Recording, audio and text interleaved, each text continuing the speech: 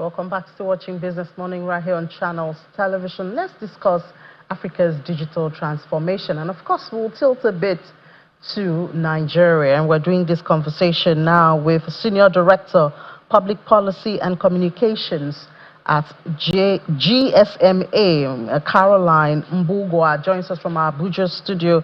Hi, Caroline. Good morning. Welcome to Business Morning. Hello, good morning. Thank you very much for having me. Good to have you. So I guess we should start from Africa, talking about the digital. The real world today is all about digital, and telecommunications is at the heart of it. Where is Africa in modern, future-ready licensing frameworks? You ask a very interesting question, one that is in the mouths of very many regulators in the region right now, trying to ensure that regulations are keeping pace with the ever-changing digital landscape in, of course, the region and, of course, globally.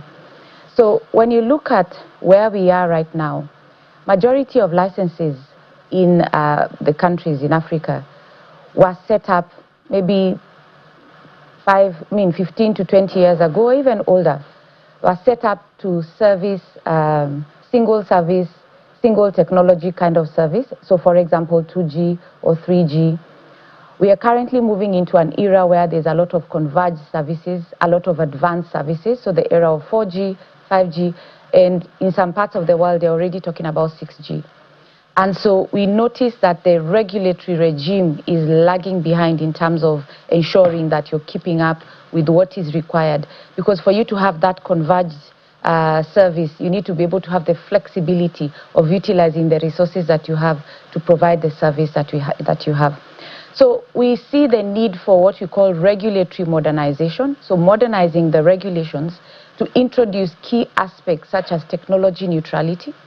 Technology neutrality ensures that, you know, with the different licenses that you have, so 2G, these are all technologies that support communication. So 2G is predominantly just calls.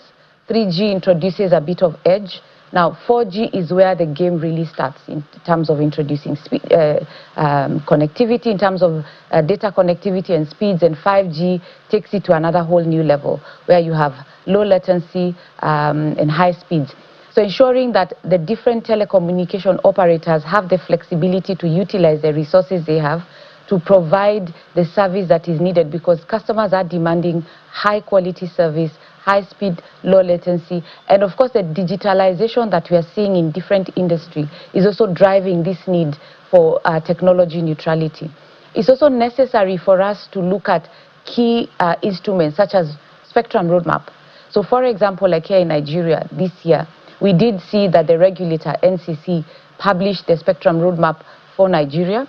The importance of such a thing is to make sure that you signal regulatory certainty in the market to attract and retain investment in an already very capital-intensive sector. So it provides information around the availability of spectrum and when it will be available, what spectrum is going to be available, how much of it is going to be available.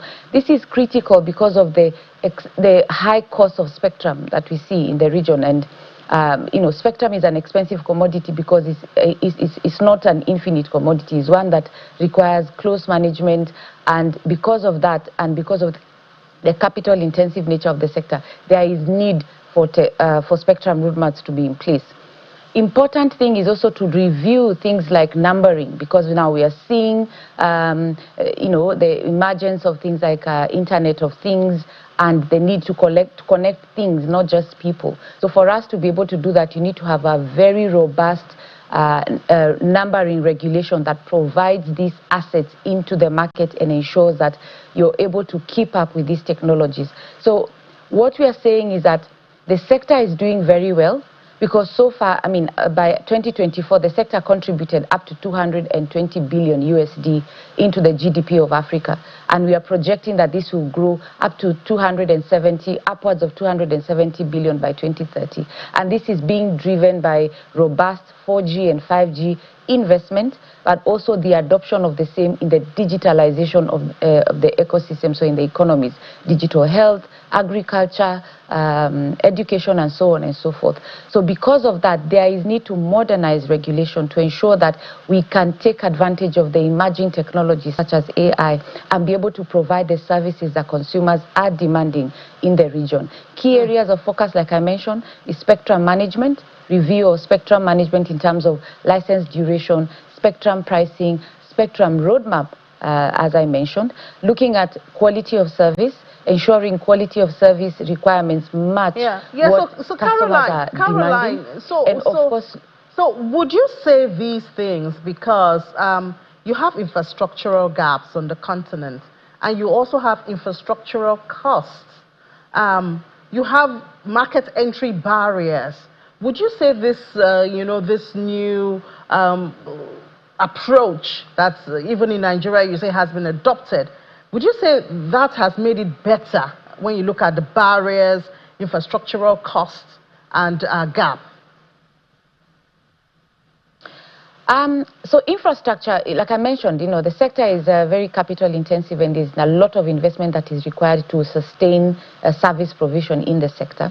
Of course, with a slowed down adoption of modernized regulation, it creates barriers of entry and adoption.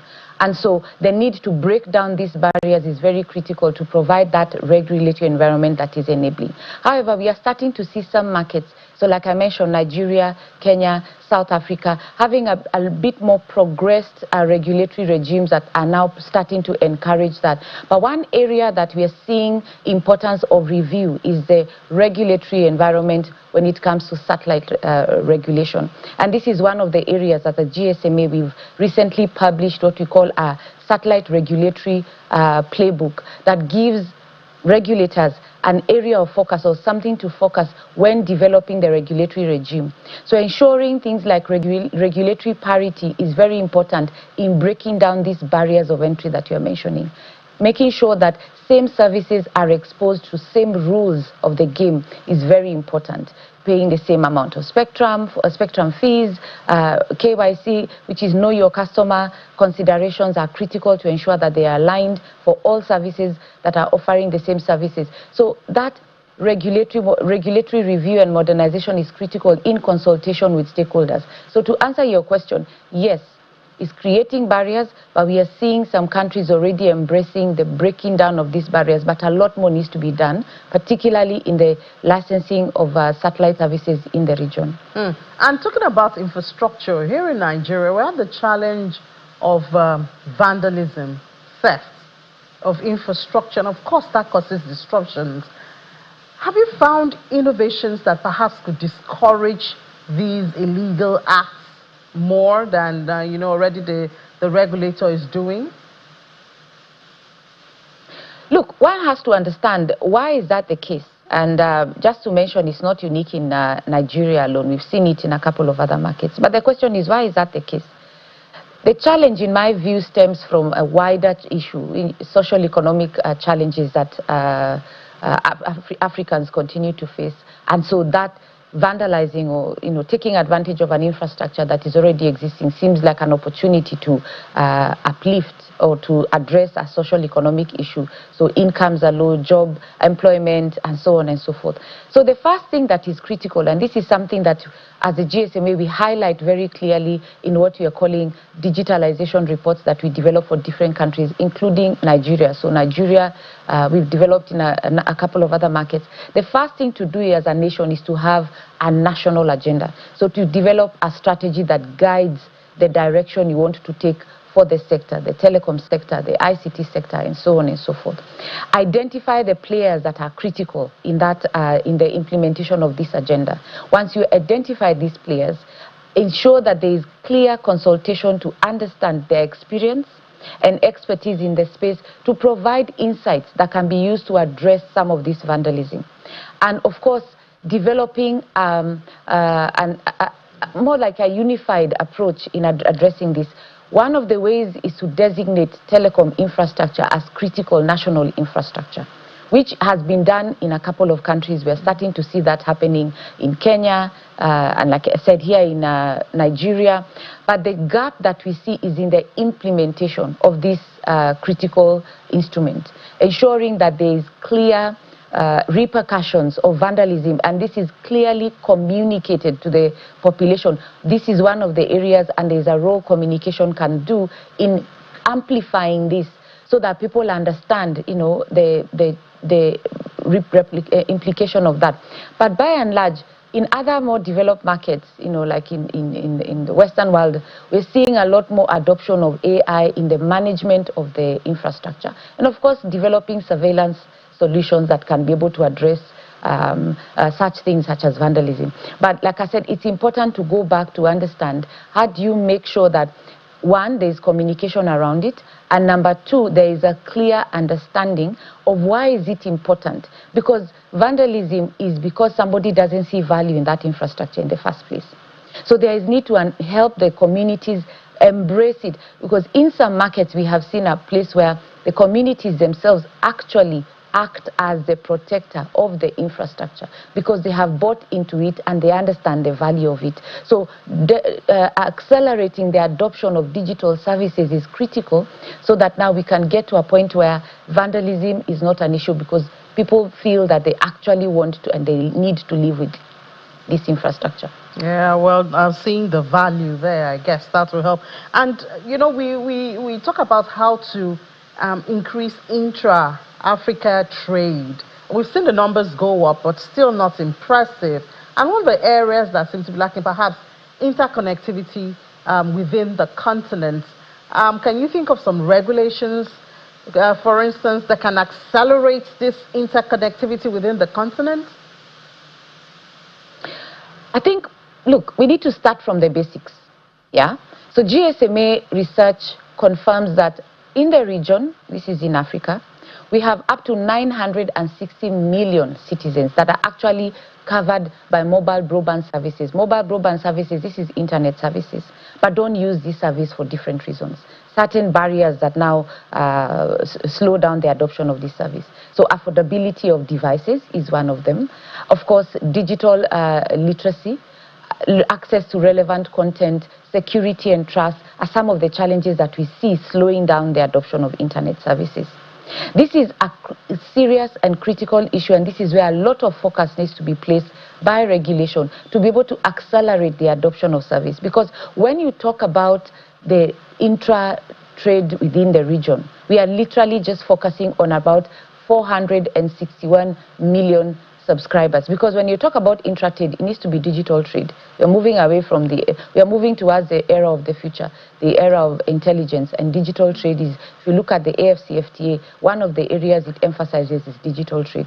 So there is need of developing, one, rules that allow for cross-border data flows.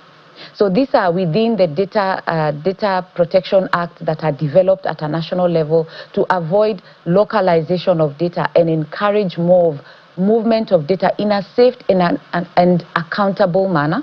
So of course, making sure that you're protecting the rights of the data subject, the privacy of the data subject. So that is one of the areas that we see important to address in terms of our regulatory approach. Accelerating the adoption of smart devices, so developing national strategy that looks at the different facets of smartphone affordability and identifying the different stakeholders that are needed to addressing. So reducing taxation in the entry-level device is critical. Entry-level could be about $150 coming down. Ensuring that things like customs duty, import duty are minimized or removed 100% on entry-level devices to accelerate the adoption. And of course, looking at also taxation as a whole, because a lot of the barriers when it comes to regional trade is the trade barrier, the taxes and customs that come with the trade in the region. Of course, also looking at some of the areas that are also critical is a harmonized approach of policy in the region. There's a lot of fragmentation of policy. So like I said, licensing, for example, taxation regime, data privacy and data protection, spectrum. There's a lot of fragmentation. So there needs to be a united approach towards the digital ecosystem. And the AU already have a digital strategy for Africa. So looking at how that influences the implementation at a national level is going to be very critical to ensure that there's that regional integration that supports trade, intra-trade within the region. Yeah, so Caroline, you know, we've been talking about this fragmentation, you know, on the continent. We've looked at it in trade and we can count the losses. But it seems there's some barriers that are so difficult to overcome on the continent. Now, even when we talk about this telecoms and digital transformation and all, the continent, the countries are on different levels, and so it's difficult to connect. And sometimes, you know, countries see themselves as competition instead of complementary. You know, so how do we go over these barriers and look at the value that can actually be achieved for every country when every country, you know, breaks down this barrier and work together? How do we get to that stage? It's very simple, in my view. Yeah, it's political will. Political goodwill is the currency that we need in the region to drive harmonization and to reduce this fragmentation that we're seeing. We need to see the political elite, the leadership within our region, the governance, because there is huge demand of investment in Africa. And we have one of the biggest assets, I would say, when it comes to the digital space, which is our population. We have the youngest population and the biggest population, when I mean within the young population. And so that asset can only be unlocked when we have a clear and a very robust digital adoption across the region. Now, one of the mistakes that we do is to look at the region as one. I mean, it's not the case. We have a number of countries within the region. So it's important to look at it with the uniqueness of the different countries.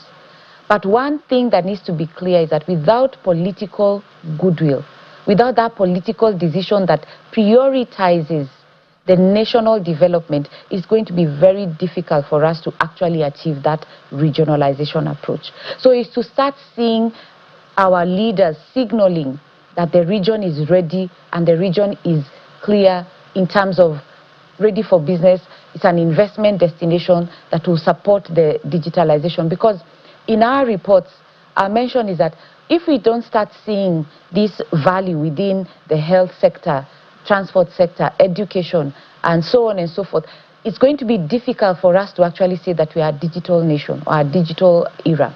Because majority of the more progressed markets, if you look at them, for example, during COVID, they weathered the storm much better than some of our African countries. And it's because they already were digitally connected. So ensuring that there is that leadership from our leaders, our government leaders, is very critical to drive that regional integration. Because once we have political goodwill, then now we have progressed policy and regulatory frameworks and instruments that can provide that enabling environment for the investment and the trade and, of course, digital services within the region.